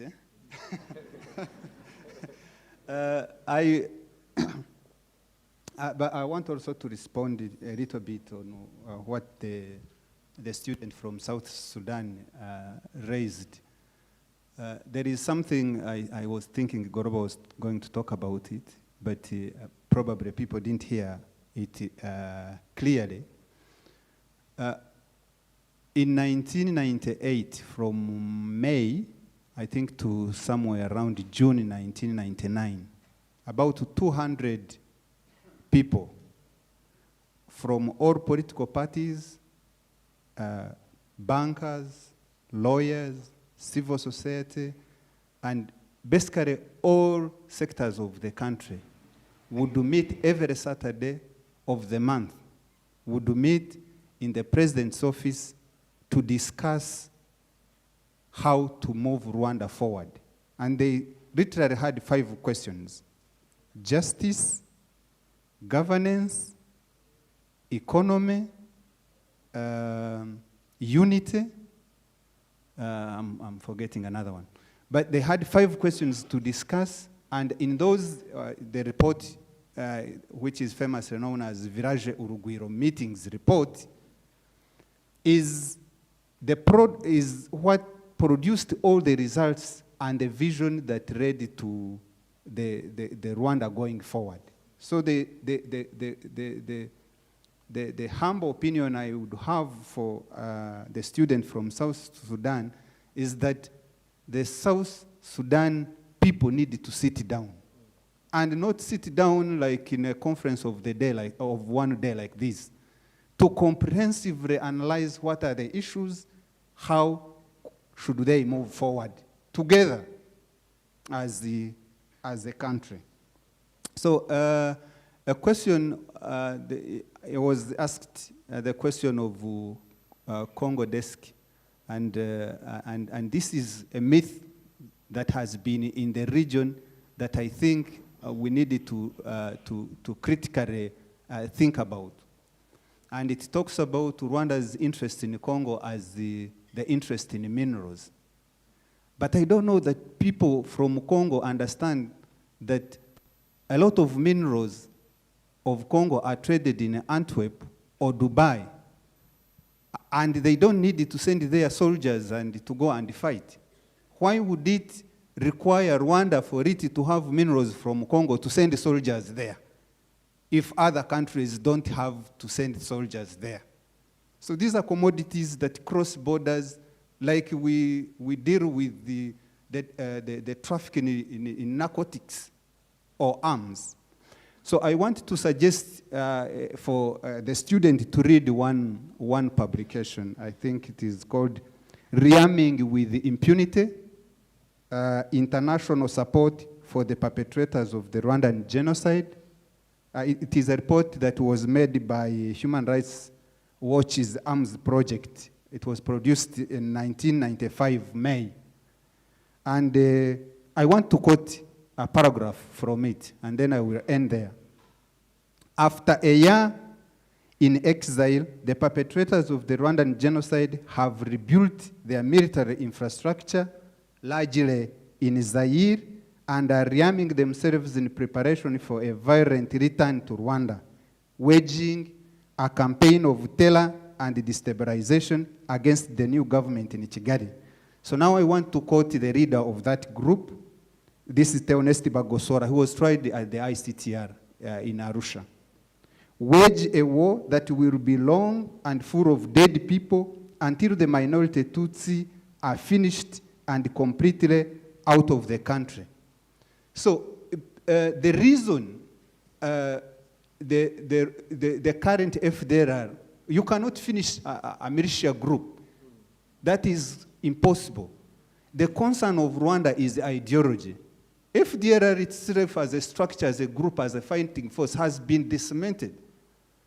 But the ideology it perpetrates within the Congolese community of the Rwandans, because you forgot that the Rwandese community of, the Congolese community of Rwandan descent in the Eastern DRC, they have the configuration as the Rwandans in Rwanda. They have both Hutu and Tutsi. And the spread of this ideology is what is becoming a problem and a concern to Rwanda. And if that is not resolved, Rwanda will still have interest in DRC. I don't want to go into much details, but probably we can have a bilateral discussion after here. But the question of how do you try people, so the principle extradite or prosecute or extradite, that's the principle of international law. If you cannot prosecute perpetrators of international crimes, at least extradite them. So there are some countries that have been having concerns on Rwanda's judicial system, and they are not willing to send the suspects to Rwanda. We are very happy if they can try them in their countries, so long as they can do so. But the problem is that we have many people that are still at large in different countries. Thank you. Thank you so much, Dr. Mulefu, for taking a stab at some of those questions. Dr. Guluba, anything to add? Thank you very much. I would like to talk about the issue of impunity. Well, from where I sit, I think one of the problems we have as far as Eastern DRC is concerned, and the recurrence of violence and conflicts there, is a certain degree of denial by Congolese. But this is not just a problem that belongs to Rwanda. There are problems within DRC itself, which, if the DRC could resolve them, then Rwanda probably would not have the kind of problems it has with the DRC today. Now, if you talk of impunity, it's easy to talk about impunity in connection with Rwanda or Rwanda's alleged activities in the DRC. But since the M23 war restarted, we have seen acts of impunity in DRC. Murdering of Tutsis in open daylight. These things happen in front of the police, in front of soldiers, people being lynched, people being set on fire because they are allegedly Tutsis. This is happening inside DRC. So there is that impunity in DRC as well. Now, if you talk of FDLR, I'm not sure that it's true that Rwanda controlled the east of DRC between 1998 and 2003. I really would like to see the evidence for this. What I know, however, is that both Rwanda and Uganda, which are the two countries I know very well, because I'm originally Ugandan, but I've been living in Rwanda for a very long time and studying that country. Uganda has a rebel group in DRC called ADF, which commits acts of violence and atrocities against DRC citizens. This has been happening for a very long time. Rwanda has a rebel group in Congo, the FDLR, which commits acts of violence inside the DRC, but which also constantly wants to bring those same acts inside Rwanda. Now, my argument has always been to resolve these problems, it will take dialogue, honest dialogue among the DRC, Uganda, and Rwanda to resolve those problems. The information I have is that both Uganda and Rwanda have really made efforts to try and get the DRC government to join hands with them to address these problems of insecurity in eastern DRC. The Rwandan army has occasionally been allowed into the DRC to pursue the FDLR. I mean, this could be a very long story. But the FDLR is spread over such a large territory that you can't eliminate it in 2 weeks or 2 months, which is this very short windows that the DRC government provides the government of Rwanda. You can't send the Rwandan army into DRC, you give them 2 weeks to eliminate the FDLR. It can't happen. The Ugandan army can't go into DRC and eliminate ADF in 2 weeks. Now, I have it on very good authority that conversations among President Kabila, the former president of DRC, President Kagame, and President Museveni, always that sought to address these issues jointly, took place several times. The former President Kabila would then go back to Kinshasa and sit there and do nothing. And that had to do with the politics, internal politics of DRC. You cannot lead the DRC. You can't win elections in the DRC if you don't use Rwanda as a scapegoat. Now, the minute you want to cooperate with Rwanda as president of DRC, you have problems internally. So, my friend, in sum, I think, let me conclude this and say that the problems of the DRC will not be solved in Rwanda. They are going to be solved inside the DRC, with Rwanda's assistance, with Uganda's assistance, with Burundi's assistance. Now, until we do that, this is going to continue. Now, the Congo desk. I think that what you're referring to indirectly is this whole idea that, you know, Rwanda's army goes into Congo to loot minerals. Maybe they do. I don't know. But let me ask you a question that I would like you to answer for me. Where in DRC do the Rwandans mine minerals? Where in the DRC does the Rwandan army run mines? If you could tell me. Yes. Now, the other thing is... Let's allow Doctor to finish, and then we'll have your reflections. Just a minute.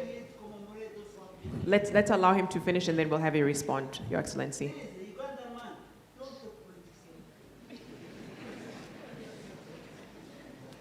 Okay, now I'll finish.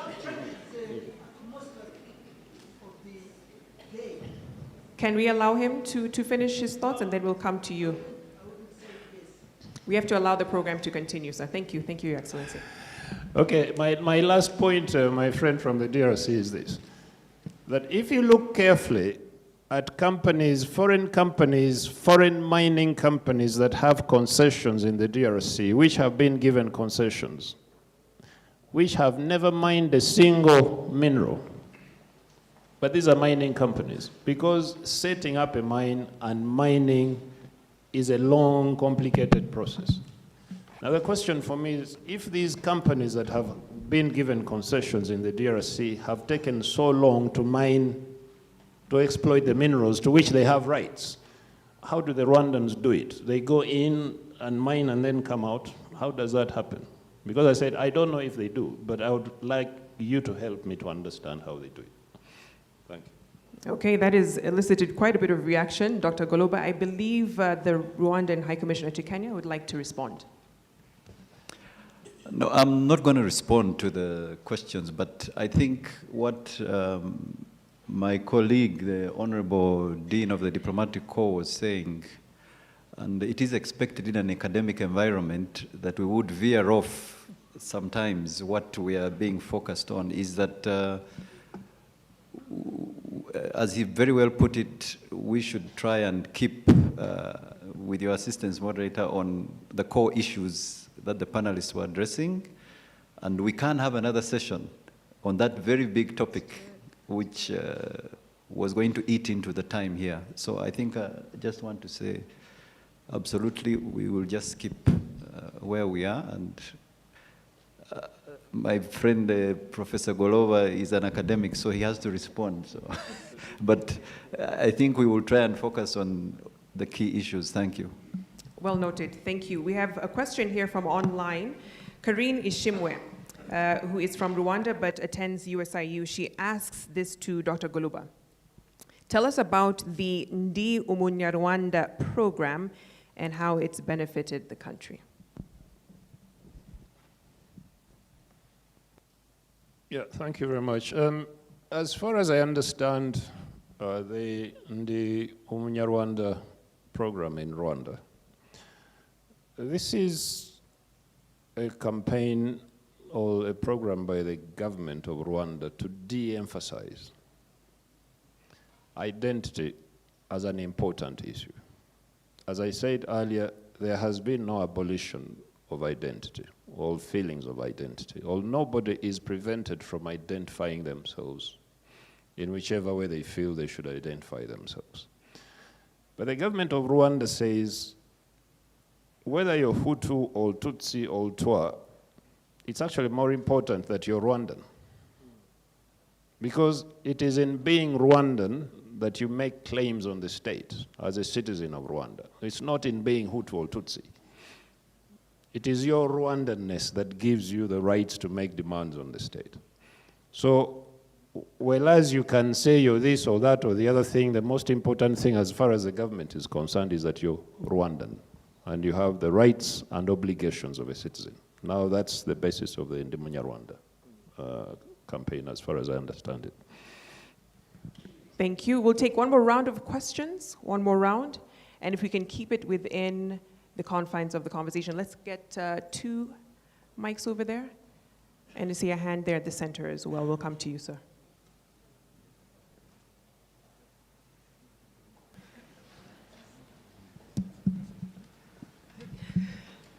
Hello, everyone. Hello, everyone. My name is Rachel Odur from Uganda, and my question will be targeted at Professor Lumumba. It's such an honor to hear him speak. I have questions. I hold the point of view that statehood is not working because of what was mentioned earlier concerning electioneering and how even when we're having elections, are we still having the best leaders for the people? So I tend to agree with what was mentioned by Professor Lumumba in the sense that the way forward for Africa is that we should consider regionalism. You know, he didn't mention it in those exact words, but he said, as East Africa, as Southern Africa, as Western Africa, why not consolidate? So my question for you, Professor, is just, according to you, what are some of the fundamentals, or what are some of the key aspects of society, especially for us here, focus being Eastern Africa, what are some of the fundamentals that you think that, as you mentioned, in line of governance, should be addressed or should be focused on so that we could have a smoother transition into regionalism? Because as an individual, as a learner, my major, I didn't mention this, sorry, my major is international relations, and from observing our history and where we are as a state, and being from Uganda and seeing the process of electioneering and how it's not working, I have come to the conclusion that statehood is not the ideal, not for Uganda anyway. That is just my opinion. Thank you. Thank you. Thank you very much. We'll come to the center. Gentleman in the suit with his hand up, we'll come to you.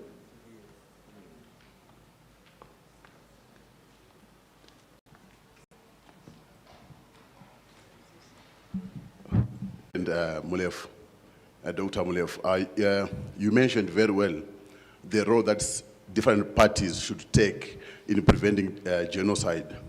But in your analysis, you focused to the role of media as an enabler of genocide. We know from history of genocide, even the Holocaust, that the media controlled by the state was found. In your analysis, how prepared do you think states are or the international community at large to deal with social media platforms? Good afternoon, ladies and gentlemen. This is Dr. Samuel Mbutu, political science lecturer from the University of Nairobi. Now, Professor P.L.O. Lumumba, I agree with you in principle that actually this ethnocentrism idea of governing African states is not working. But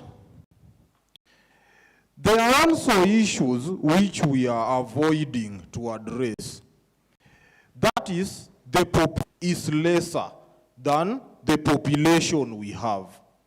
And that's why, because of this stiff competition of the little resources and opportunities available, that's where ethnicity becomes an issue, yeah? People used to bargain, yeah, to get these resources to their side.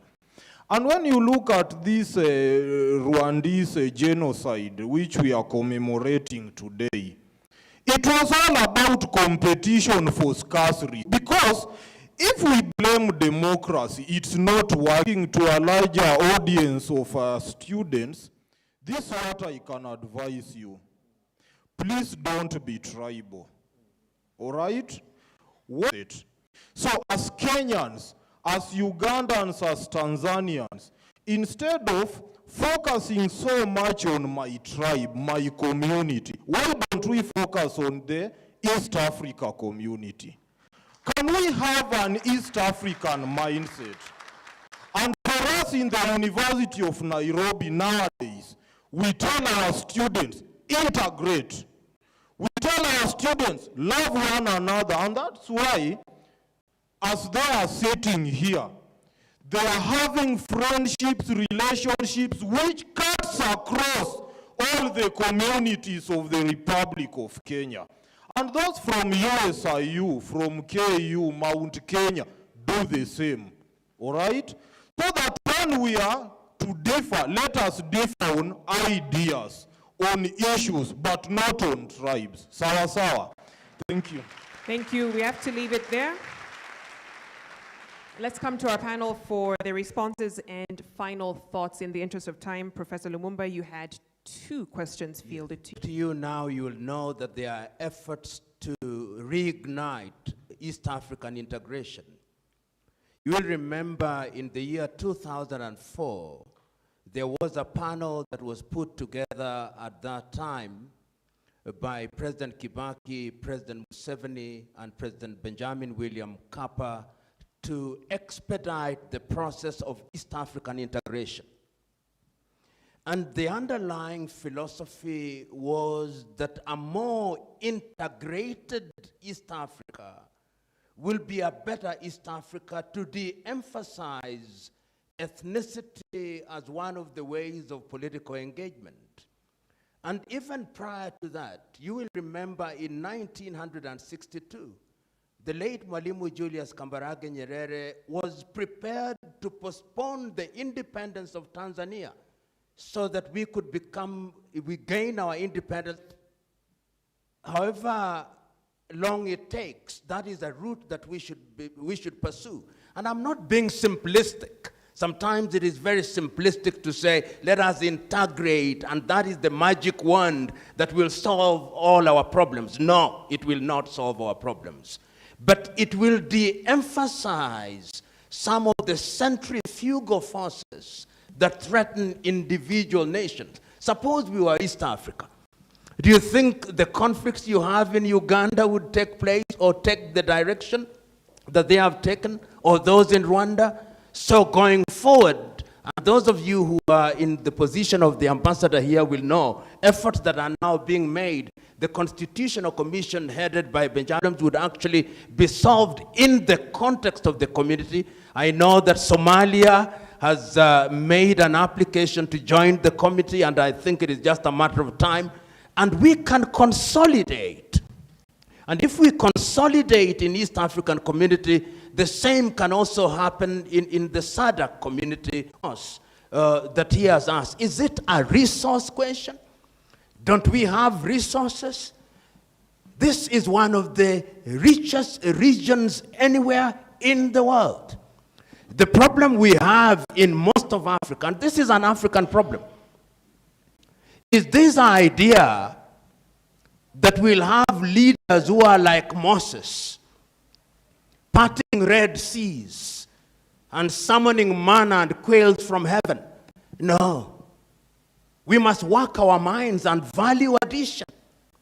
We must plant. We have resources. So if we talk about, and this is the kind of language that you hear, cake. Look at a country like Switzerland, which is multi-ethnic. 4 ethnicities. Look at how they have configured their government. What does Switzerland have? Nothing, except they are using their heads. You Ghanaians will produce your cocoa.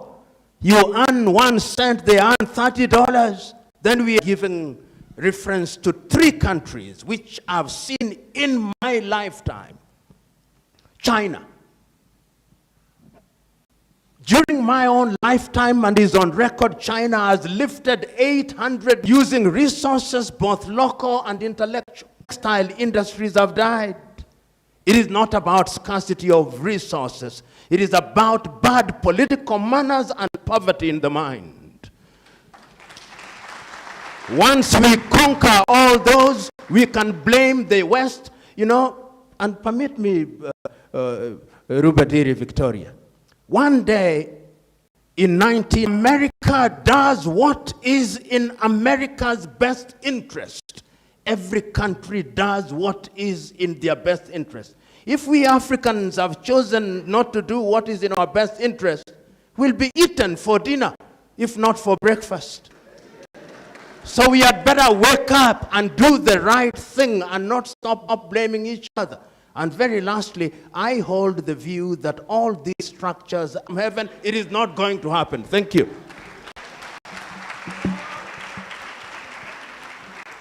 Dr. Molefu, there was a question on prevention and what the OAU at the time could have done, and then, of course, social media incitement and what states can do. So James was worried why I talked about a little bit about regional efforts, and I went to USA, Belgium, and France. I wanted to get to the point that to prevent a genocide, you have to be having the ability to influence, especially those that are in planning and the perpetration of the genocide. And in this case, Rwanda was very much connected, put the responsibility on the maintenance of international peace and security on the UN Security Council. So UN Security Council had the mandate to do something.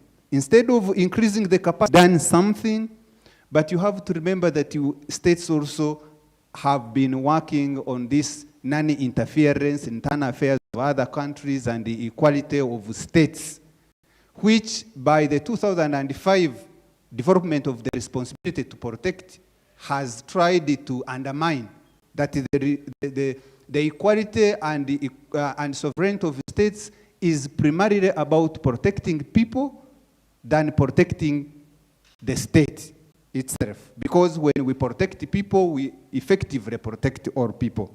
So you asked about the media, and of course, when US was asked to jam RTRM, they said this is in contradiction with the freedom of expression. Again, these are things that you can find part of common knowledge. A radio that was calling people, reading out names of victims where they were in hiding, to be put an anti-Semitic comment on Facebook or Twitter. It will be deleted. Say something that is derogatory of Western values, you will be called to order. But no one is going to read Kinyarwanda on Twitter or Facebook to delete it.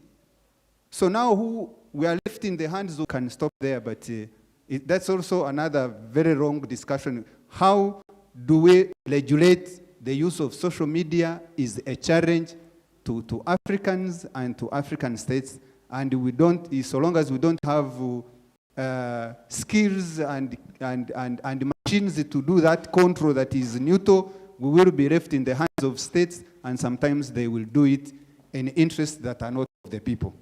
Thank you, Dr. Mulefu. Final word goes to you, Dr. Goluba. Yeah, thank you very much. I teach at university, I used to. And like, I think all of us on this panel, and there's, I'm sure many of you out there, I did part of my training in Western countries. And then I came back to Africa. And as somebody who is now talking to a forum where the majority of the people in attendance are students, but also they are teachers, I think that we have to pay more attention to what politics does or can do in Africa. Politics can enable you to destroy, it can enable you to build or rebuild. But I also think I would challenge you to begin to teach politics differently in your universities. Let's stop recycling ideas. Let's stop cutting and pasting. Let's stop going to other contexts where we are trained, and then we bring back theory in Africa that is not applicable to our own context and trying to impose it. I think that what Rwanda has taught me in the last 23 years is that we don't always have to think conventionally. We don't always have to copy what other people are doing. We have to be daring in thinking about what... Dr. Golobu, thank you so much. You may take your seats. I would like to invite His Excellency, Dr. Richard Masozera, High Commissioner of the Republic of Rwanda, to make some closing remarks.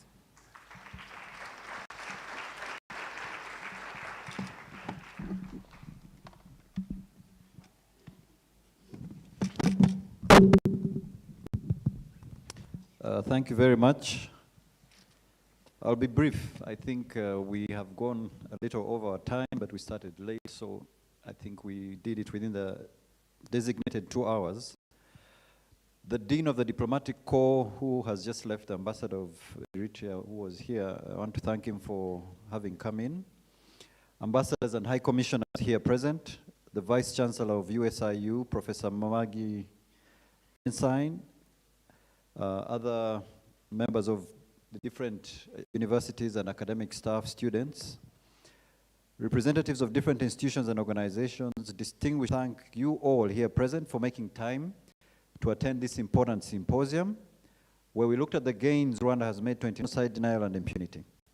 Every year, on the 7th of April, the world commemorates the 1994 genocide against Tutsi, one of the most tragic events of the 20th century. This year will be the 29th commemoration.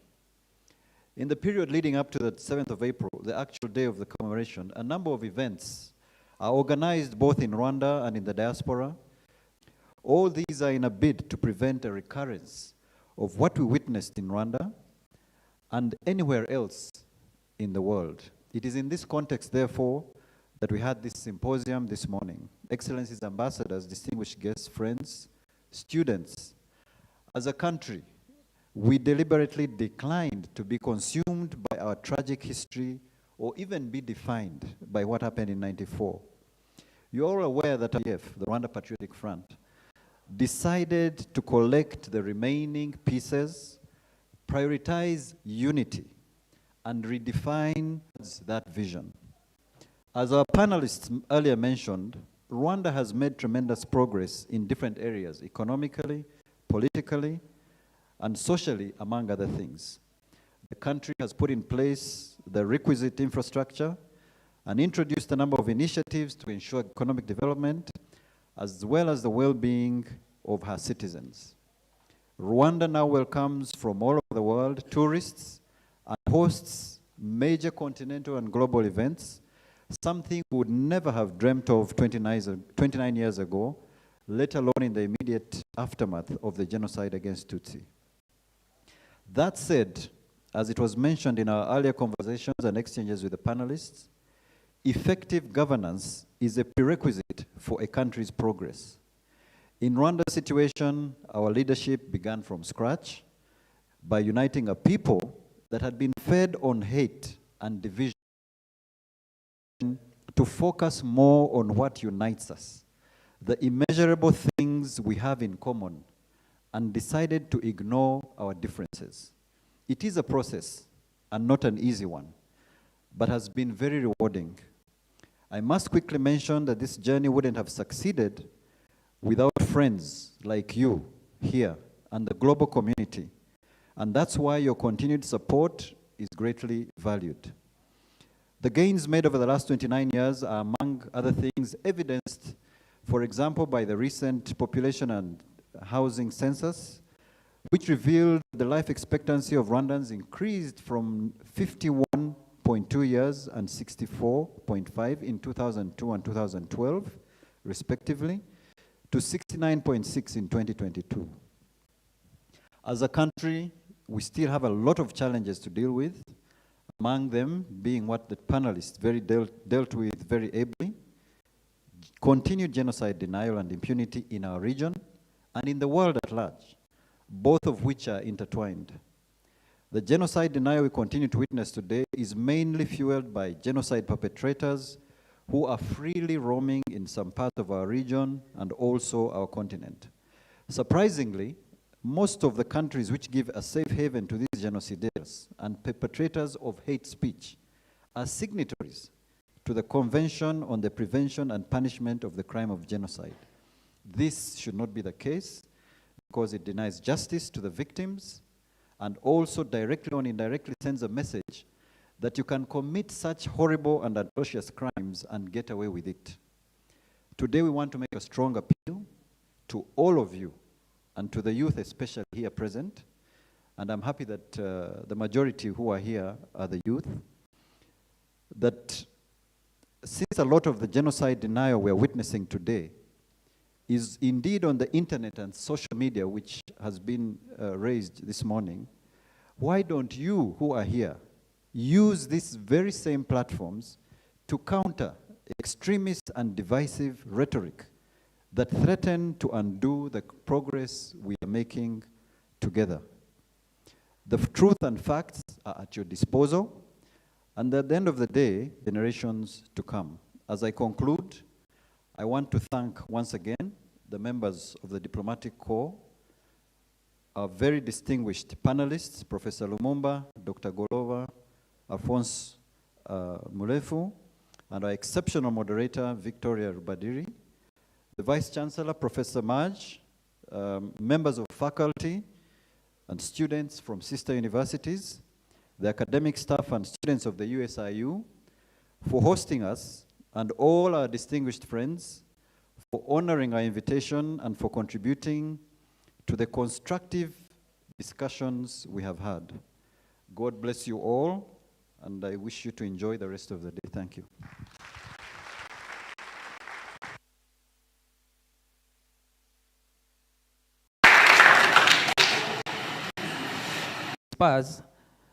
Just some two housekeeping matters. One, as people move out, the VIPs, those are the diplomats, the distinguished guests, will remain seated for a photo session that will take place here. The rest, there are